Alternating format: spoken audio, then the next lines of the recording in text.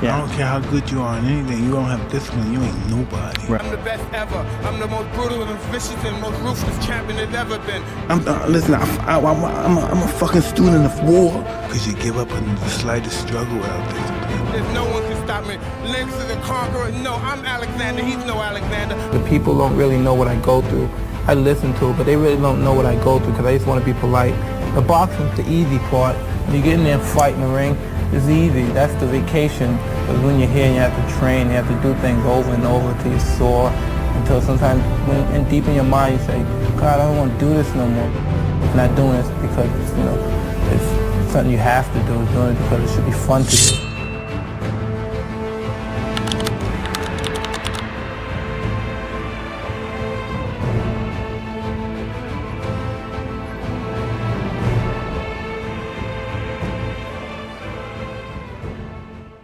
Inside the mind of Michael Tyson, aka Mike Tyson. This is episode 8 of my hashtag TysonStory documentaries on YouTube. I'm gonna give you guys 3 reasons why we need to look deep inside the mind of Mike Tyson. Chapter 1. In today's episode, we will be delving into the mind of Michael Tyson. The reason why his mind was so unique was because of his thought process, which separated him from the rest of the herd. He used any aggression used against him and multiplied it in response. Example, when he would counter a fighter in the ring. Perhaps this gave flashbacks to his younger days when he was bullied, and thus that energy and trauma to fill with rage and power in his response. He spoke with me every night about discipline and character. I knew nobody nobody physically was ever fuck with me again. Reason number 2, key point number 2, is his mindset. Now, Michael Tyson's mindset, attributed from his past trauma, bullying, when people used to hurt his pigeons, kill his pigeons. He's even faced abandonment from his parents. You can't imagine how many ferocious beatings I took over these pigeons. When my life was at stake and guys, people throwing you off the roof, kicking you, man, over these birds. Etc, etc. Also, Cus D'Amato showed him the power of using discipline and also the power of studying. Because he helped me to deal with people. I know how to deal with people now. Before, I couldn't talk to people. I always want to be alone, and now I learned how to deal with anyone. I could talk to anyone, even about their problems. And it's like a father and son relationship. Even though he is my manager and trainer, sometimes I forget that because of the way we are. A lot of people don't know this, but Mike Tyson says, and I believe this is really overlooked, as I just said, but a lot of people don't know that Tyson used to research these old fighters from back in the day, those old school fighters like Jack Dempsey, Gene Tunney, and even very famous notable men, figures in history like Alexander the Great, and a lot more. I'm a fucking student of war. I know all the warriors from Charlemagne, Achilles, the #1 warrior of all warriors. From then Alexander, Napoleon, I know them all. I read them all, I studied them all.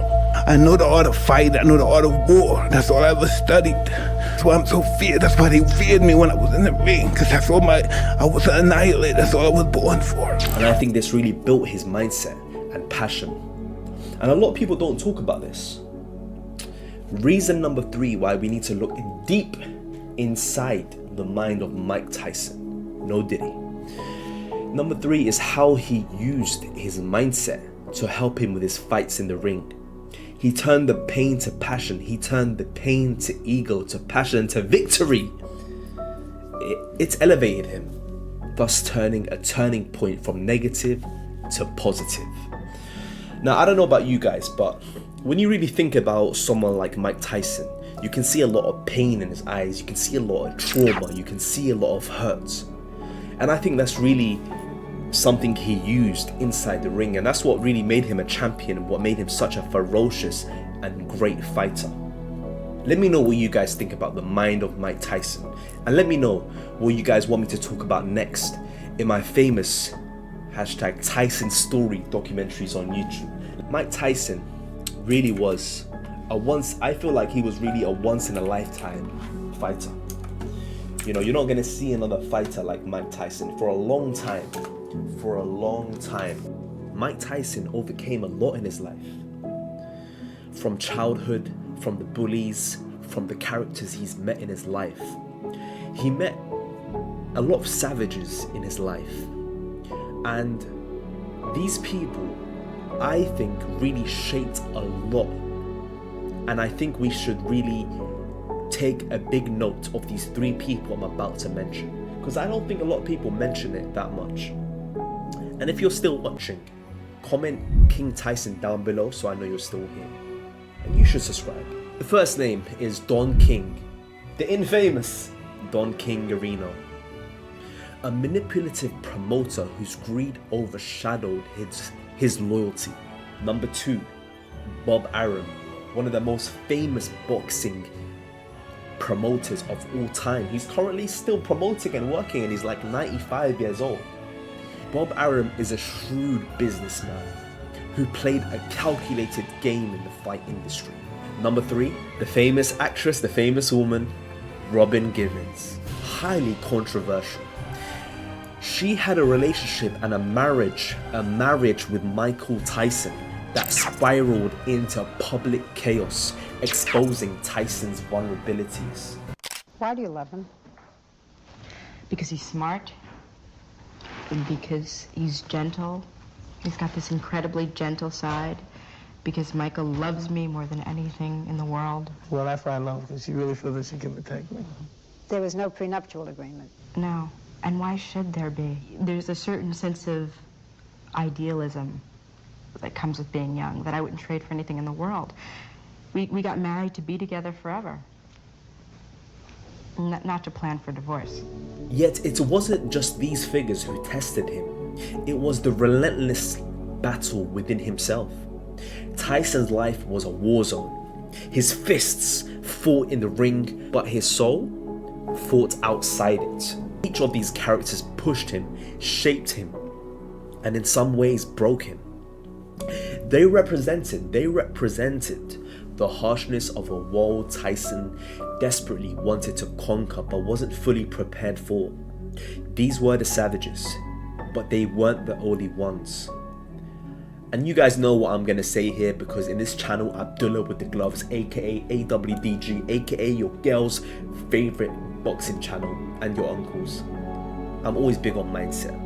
And I always say that the mind sometimes is your worst enemy. And in my script it says, sometimes Tyson was his own worst enemy. I think he had a very hurt mind, a very damaged mind. And that's why this video is called Inside the Mind of Mike Tyson.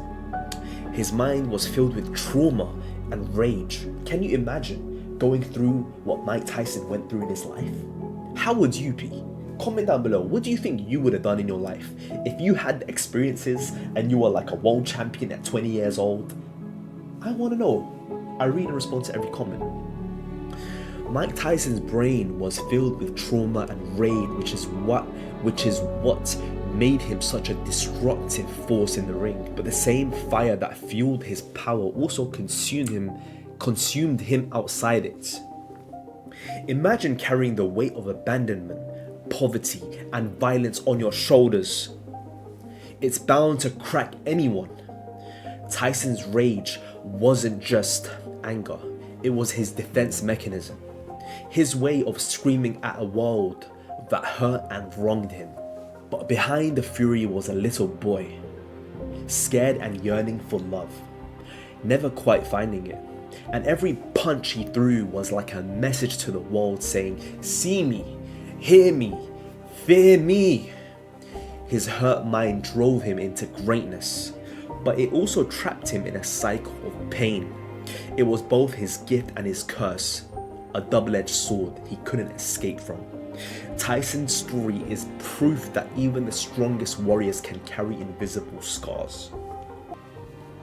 And as we go to the conclusion, guys, I just want to say thank you everyone, all the new subscribers. We're almost at 1,000 subscribers. And I told you guys the goal is. We're gonna get 1 million subscribers in 2025. Final part, conclusion. So to conclude our episode of exploring inside the mind of Mike Tyson, we see a man shaped by pain, rage, and a desperate search for purpose. Tyson's mind was both his greatest weapon and his deepest torment. It created the unstoppable force we witnessed in the ring, but it also revealed the fragility of a man searching of peace. Behind the menacing exterior was someone yearning for love, acceptance, and freedom from his inner demons. Now, Tyson's story reminds us that even the most powerful among us are human, vulnerable, and we're flawed, yet capable of incredible transformation. While his mind was once a battleground, today it serves as a testament of resilience and redemption.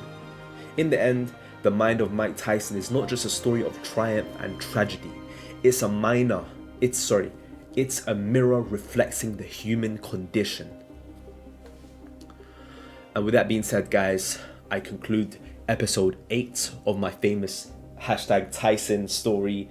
This concludes my famous documentary. Guys, let me know, comment down below, what do you guys want me to talk on the next episode? Remember, new episodes every Friday. I know it took a few weeks off YouTube, but I promise you guys I'm back 2025. I'm not going to miss a single upload. Every Friday, 6 p.m. UK time, you're going to see a new video.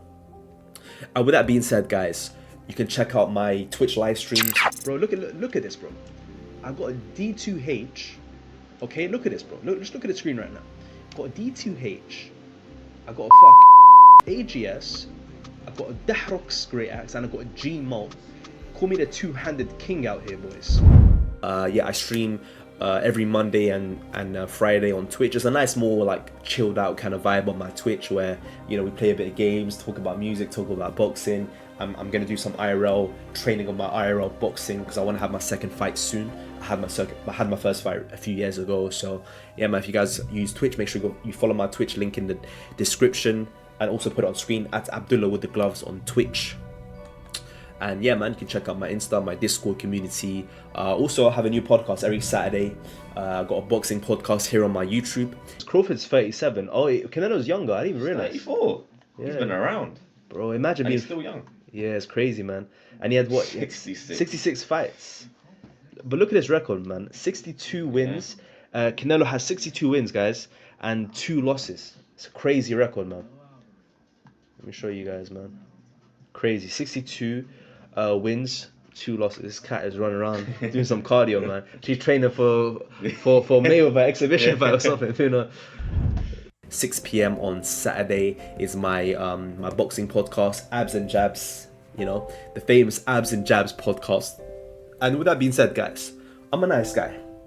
I'll never ask you guys to subscribe. Instead, I'll demand that you subscribe. And with that being said, as always, make sure you send a video to your uncle, but not your uncle back home, only your uncle here. Only your uncle back home, not your uncle here. But yeah, man, with that being said, man, I'm a bit, rusty with the YouTubes. For some reason, YouTube thinks that you like the video in the outro.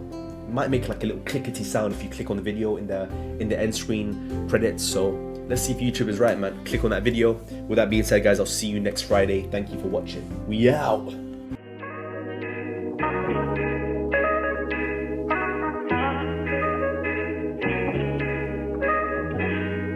Being an exotic, my flow's hypnotic, sometimes melodic, hearing your rhyme.